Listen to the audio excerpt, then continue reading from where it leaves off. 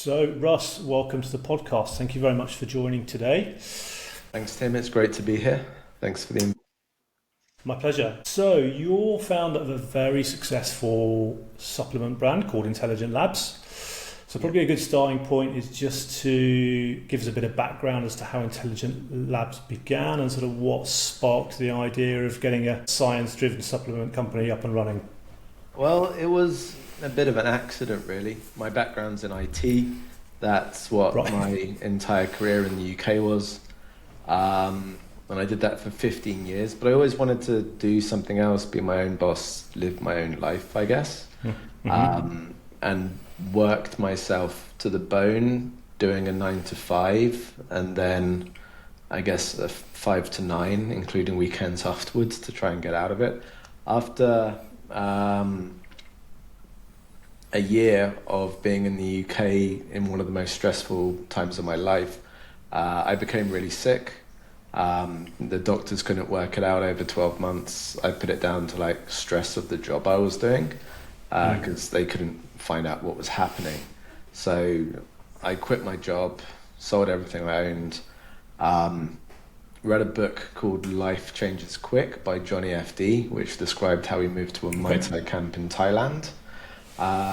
Followed his lead, moved out to Thailand, and kind of spent a year doing Muay Thai, studying e-commerce, businesses, Mm-hmm. supplements, habits, how to be healthy, all of that kind of stuff. And started a supplement brand with a friend and co-founder Andy, who's in the UK. Awesome. Um, Awesome. we were doing well. We were selling on like Shopify platforms and Amazon, and learning as we went along. And one of the things that we learned was product market fit is key. Mm-hmm. It's a lot easier to sell supplements to people that live a lifestyle that um, has synergy with the supplements. So Yeah. I What was was the first training, brand that you started? What was the first product that you started? I think it was called Just Goodness, Right.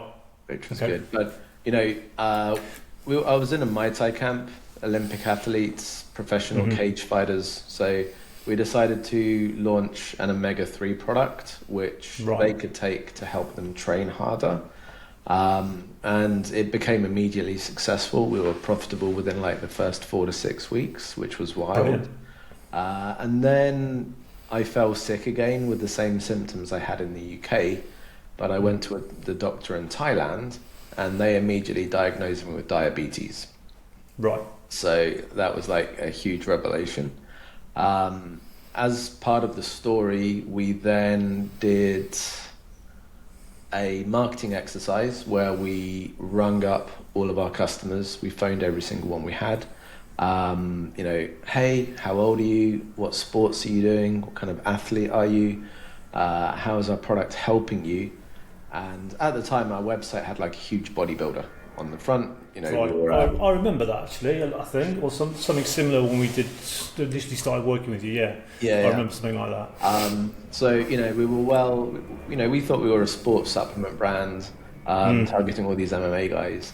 But all of our customers were like, oh yeah, I'm 65. I don't really do any sports. I've got like a heart condition. My doctor recommended your product. Yeah. And then it's like, oh wow, okay. Um, we're not actually a sports brand. We're a complementary health brand. Mm. And then we discovered this huge market of people like myself with um, chronic diseases, not that our products cure any disease, who were Yeah, being yeah. Little terms recommended, there.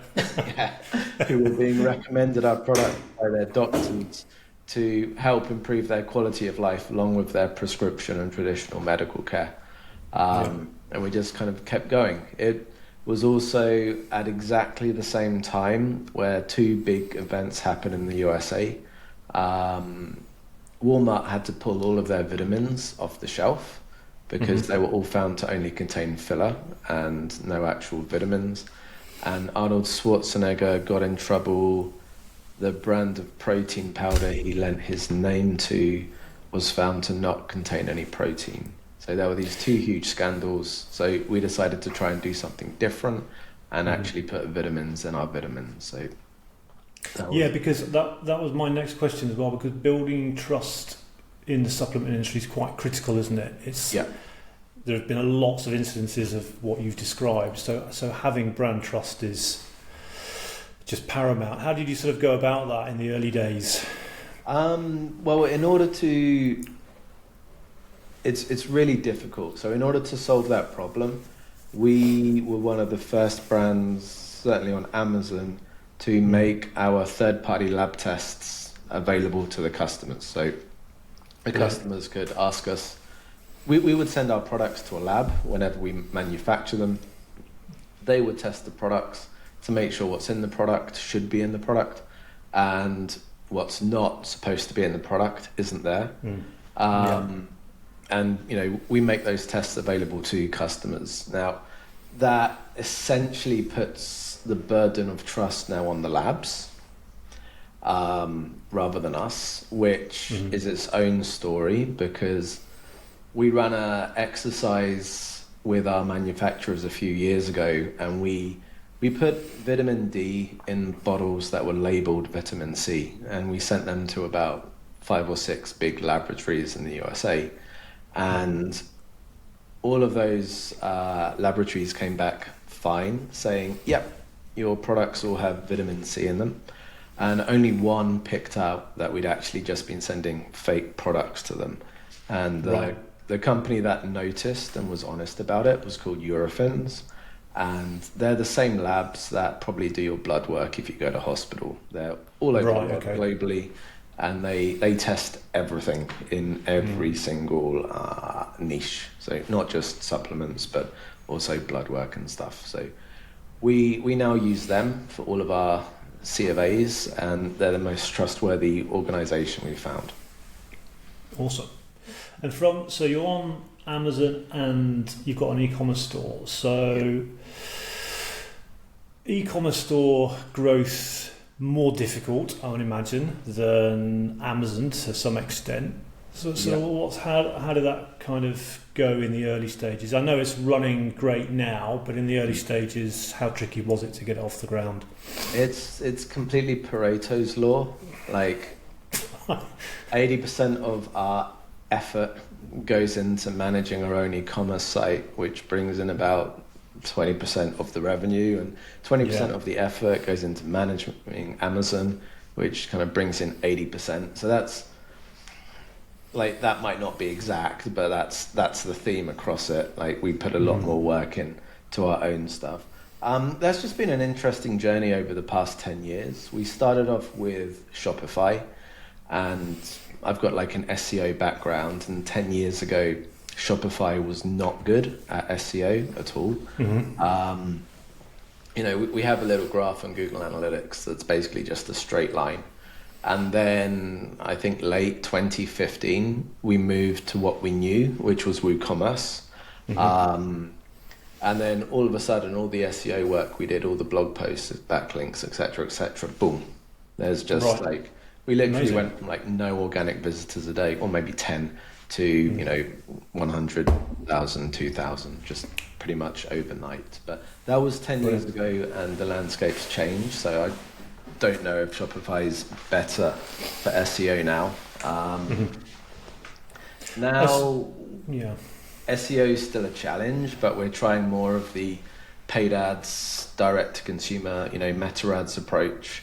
And where we were winning with WooCommerce on SEO, we're kind of now failing a little bit with WooCommerce for that kind of business method, because it's a lot harder to create content and manage the websites with WooCommerce than it is with Shopify. So we've kind of swapped one problem for another, if that makes sense.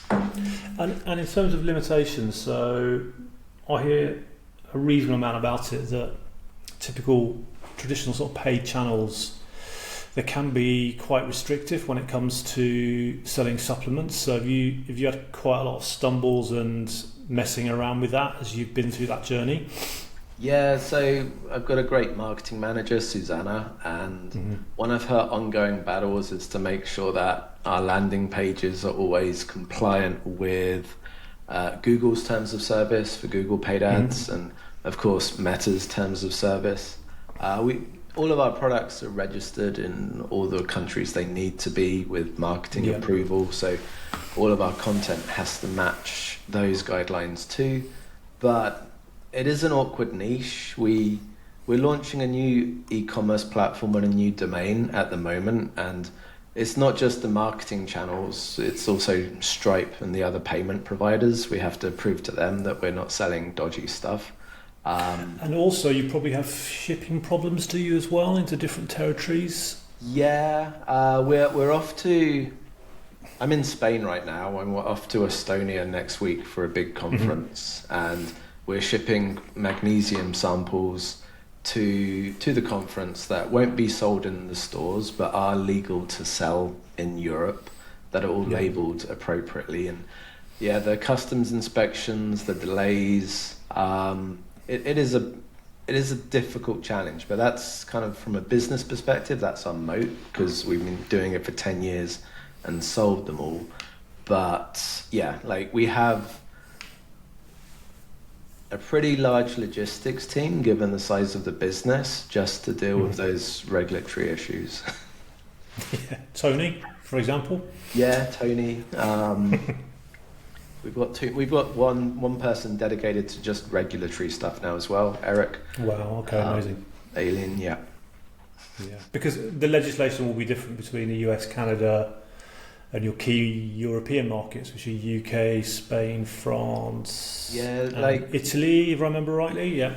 There's the way you label the products. Every country, you've got to have it in their language. But then there's also the amounts. Like some of our products, taking 2 capsules a day is preferred. But in some countries, 2 capsules is too much. So we've got to change the label so you can only take 1 capsule. Wow. It's constant. And is that so? It's not universal in the EU, for example. It will vary depending on whether it's Germany, France, Spain. They'll have different legislation for each country, like that. So, wow. Technically, if you can sell a product in one EU country, you can then sell it in all of the others. They have like this blanket law. But the reality is each country has its kind of own fiefdom. Germany is Germany and Italy are kind of some of the most strictest. A lot of the products we can sell throughout most of the EU easily, we can't sell in Germany because they have different maximums and minimums. And, if we went to The Hague or somewhere, or a German court, we could be like, hey, this is the rules, stick with them. But that would take a lot of time and cost a lot of money, and is a battle we don't really want to face right now. And we'll probably jump onto it in a little bit, but it's just made me think about something that I think we spoke about a couple of years ago. There's obviously quite distinct different marketing messages depending on territory as well, isn't there, for specific products? I love the world because wherever you go, everyone's the same, but they're also all completely different. Like in Spain, every single block has its own pharmacy, pretty much, and kind of its own health store. So society, they just go outside downstairs, walk up to the pharmacy and tell them what's wrong and ask them what they need. So that's kind of how the market works here, and all the manufacturers just have big kind of sales teams selling to the pharmacies and herbal stores. In the UK, online is a lot bigger. And then places like Germany, it's definitely more of a trust issue, just across the board. Whatever the kind of industry and market is, it's a lot harder to win the trust of the German market than any of the other markets. Yeah. And what would you say is the most effective channel that you've used to get traffic to your e-commerce store? What's been the best performer? To get traffic? Traffic's like, sales. Yeah. To get sales, kind of bringing people back with email marketing is kind of probably one of the biggest one.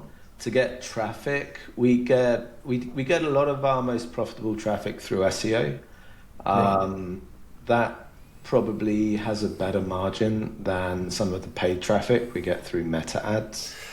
Well, paid traffic's getting more expensive, isn't it, as well? So that will also be a contributing factor. So is SEO with the flood of AI content generators that are kind of spamming the internet on a regular basis right now. Well, it's so easily done now, easily done to write quite complex articles as well, because on your store, and again, it's something we'll touch on a bit, but you've got a lot of blog content that's been written with authority, and that's really helped you. And now, with the introduction of AI, I imagine anyone could kind of create versions of that, or 10 versions of that, really quickly. Have you ever looked at N8N? No.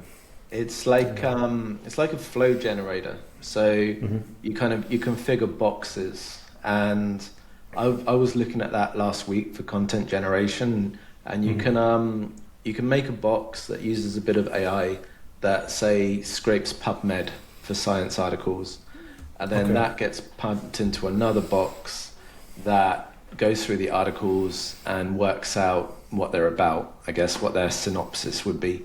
Then you can pump that into another box that's about relevancy. Is this synopsis relevant to my brand? Pump that into another box to get an AI article writer to create content with it, and then pump those articles into another box to make sure they're valid and all the citations are there. So it's a way of kind of like chaining little AI agents to create like a content stream, and it's all point and click as well. So you don't need to be a programmer or too smart. And people are using flows like that more and more, not just for blog content, but also for generating video and stuff. So SEO and content is just being spammed massively now. Right. Yeah, it's just making it more and more complicated, isn't it? Yeah. It's tricky. But the content's getting better and better and better. Right. Yeah, I mean, so I guess the content getting better and better in some ways is a good thing. In other ways, makes it extremely competitive when it's so accessible. Yeah. The biggest struggle, especially in our niche, is correctness. You know, we've investigated AI to create content, of course, because you've got to keep up with trends. And we've asked ChatGPT, I'm quite happy to name drop, to generate some articles and papers to see what it comes up with citations. And then we've passed the articles with the citations into Claude, the other AI, to validate, hey, do the claims in this article, are they backed up by these citations? And Claude will be like, half these citations don't exist. And then we pass Claude's feedback back into ChatGPT, and it's like, hey, ChatGPT, these citations aren't real. And ChatGPT's like, yeah, I know, I made them up. So if you aren't doing your due diligence, you could I actually heard that story, and it's just so random that on the same day, because I use Grok sometimes, I got a pop-up on Grok, and it was basically saying, this wasn't the exact wording, but it basically said, Grok might lie to you. Please accept these terms, and that you will do your own independent research. It's like, what? I mean, it's not supposed to do that. 100% of our content is written by real people, and if it's not a doctor writing the content, there's a doctor signing off on the content. And in part, that's because we want to be as trustworthy as possible, but also it's because Google make us do it. Well, it's super important to have that trust, isn't it? And it just adds credibility if you've got legitimate professional people behind the content that you produce. Yeah. Which neatly brings me on to email acquisition and how you've used that as a retention tool. Because I know that your exit pop-ups have changed a little bit since we worked together, but we used to do that very effectively, where we would offer a discount and draw people into the funnel. But one of the differentiating things that we were doing was actually providing value content, as opposed to just here's your discount. There's actually value content behind the email, the emails that are going out. So broadly, that would be anything around fitness and health and recipes, if I remember rightly. Yeah, we did a huge exercise for the keto diet, which depending on your health needs can be super healthy for you. So we got a recipe book written, and people could visit our website, find some recipes, drop their email into a form, and then they would be sent out more recipes, the recipe book, etc., etc. Yeah. I think at the moment, sales from emails, sales attributed to emails are about 37% of our total e-commerce sales from our own platform. So Not as a surprising, driver, yeah. that's really working. And due to the nature of our business, consumables, we've got a lot of repeat customers on subscriptions from that as well. So that's going very well. It does mean we have to regularly send out good, high quality content to kind of nurture the list and keep people interested. But it lets us play with a lot of different kind of marketing strategies and email segmentation and all of that kind of stuff to. Well, it's just so the technology is so easy to run A/B tests now, and the automated side of it in welcome series, nurture series, and repeat subscriptions is just runs in the background, and you can have evergreen content or switch it depending on what's performing best. So that I think has always worked really, really well. And I as well. So I remember this from the States, the very early days of early marketing.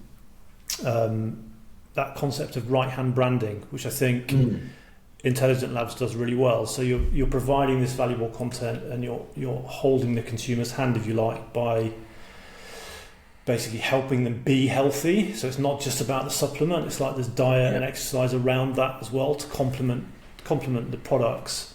But it positions your brand so much better than others that are just like, here's a supplement, take it, you'll feel great. Yeah, that's kind of part of our ethos, because if it doesn't matter what supplements you're taking, if you're not living the rest of your lifestyle in a way that's congruent with those supplements, then they're not going to do you any good. So you need the rest as well. Unfortunately for us, it would be awesome if we could just sell a pill that kind of got rid of lifestyle, but yeah, true. So our best customers have something like that going on, which is called like a good lifestyle that has synergy. And as well, I know that you don't overmail your database. So this is a topic that I speak to a lot of clients about. There's a tendency to, I'm going slightly off piece a bit, but there's a tendency for companies to overmail their subscribers, thinking that it will bring in more revenue, but it's only a short-term gain. Actually, controlling the frequency of newsletters that go out maintains engagement over the long term, and you don't overmail. I think you only do one a week or two a week at most, certainly to your database. And as a result, you retain that open rate and click rate and obviously conversion rate quite steadily without damaging the data, which costs a fortune to acquire. This is the thing that's sort of missed. Once you've got them, you want to keep them for the long term. Yeah, we send out one a week. That seems to work best for us. We've been trying it for, I guess, we've been doing email for maybe eight to 9 years now. We've tried one a week, two a week, once every 2 weeks, daily, and we've settled on, I think, the one a week, because there's not that much that can be said, or I guess maybe that people want to read every day. Our unsubscribes, our mailing list grows kind of week on week, so we're getting much more subscribers than we are unsubscribes, which is ideal. Awesome. Yeah, that's exactly what you want. We've never had any kind of like actual real complaints from a person about their emails or their frequency. So that's working out quite well for us. I don't know if that's the same for any niche. I know a lot of the internet marketing niches that my friends run. I often opt in just to see what they're about, and I'll get a daily email for like 9 months. Until they finally give up. Yeah, that's right.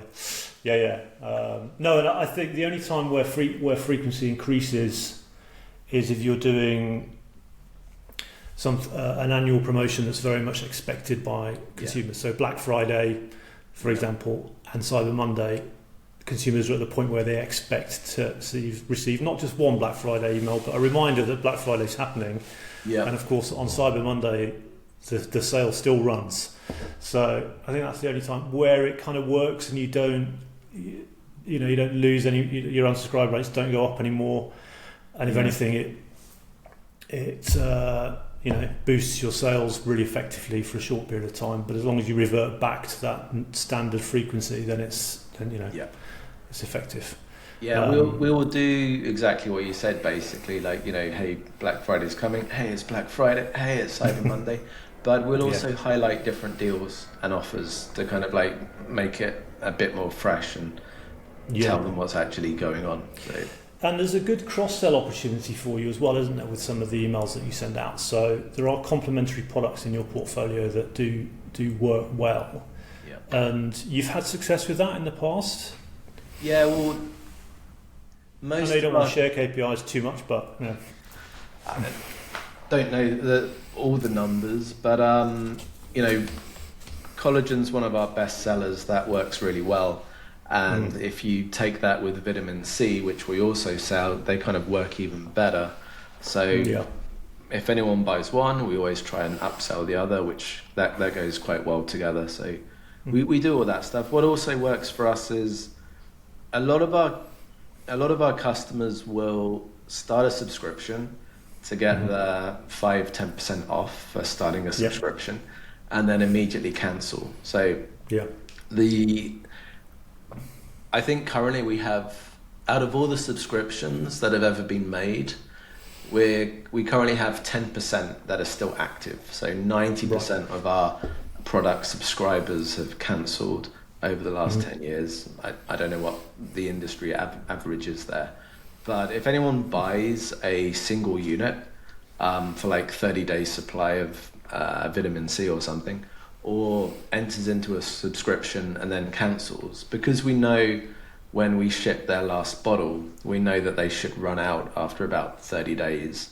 So, we have like a reminder flow set up to kind of like bring them back and try and get them to resubscribe. And that does work quite well. So we have individual ones for each product. So we can kind of like target them based on their previous product choices.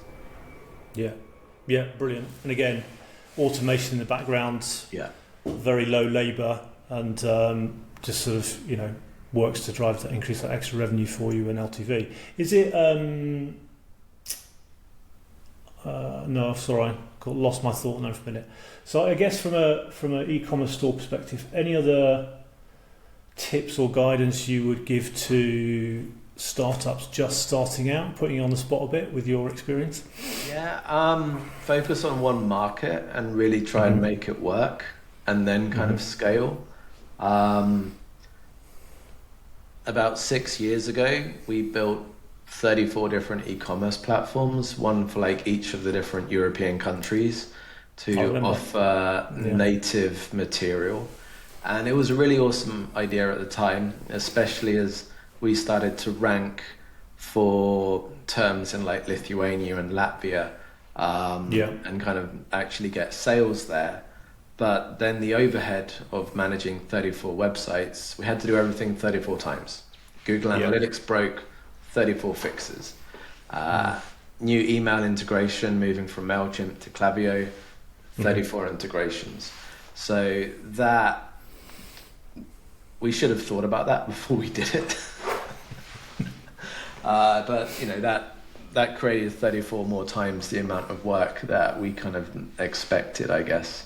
Didn't think that one through. And because I remember we shifted your primary markets from MailChimp over to Klaviyo, and I think we left some of the smaller territories in MailChimp at the time. Are you shifting everything over into Klaviyo now, or have you stopped with the smaller territories? All of our main ones like UK, North America, France, Spain, Italy, Germany, they're all in Klaviyo now. They're kind of all running like clockwork. Awesome. And then the smaller ones, I think we've stopped storing emails for. So anything like Latvia, Estonia, we're kind of leaving to the side at the moment. Yeah, and your plan is to, I'll give you some context to the question first. I think 90% of our clients are on Shopify, something like that, and 10% on WooCommerce. You're thinking about staying with WooCommerce for the long term, or because Shopify is evolving all the time, super fast. So I'm just curious. As a business decision, you don't have to answer, but I would have thought going back to Shopify might be a logical step to do. Well, we're almost about to go live with a new European site on WooCommerce. Awesome. But instead of it being a 35 website WooCommerce multi-site, it's one website for all of Europe using WPML, which is the translation things. And that's mostly from a cost perspective. If we did the same thing with Shopify, because of how they do territories or something, it would kind of cost too much. So we're sticking with WooCommerce for that at the moment. But for North America, USA and Canada, we have to have a different website anyway, because different GDPR rules and shipping products and stuff. So we are thinking of moving the North American sites to a single Shopify instance, and then seeing how that performs basically, and also how much it costs. Yeah. Cost being very important, particularly when you've got multiple territories. Brilliant. Well, I think that's all the questions for me. That's been really informative, actually. So it's great to get an understanding of how the business started, some of the struggles that you've had. Always good, particularly given that you're on the Inbox 360 show, to hear that email is working so well for you. Yeah. This is not a surprise. And it's been great to have you. Thank you very much. Awesome. Thank you very much for having me. It's been a pleasure talking to you. Cheers, Russ. Thank you.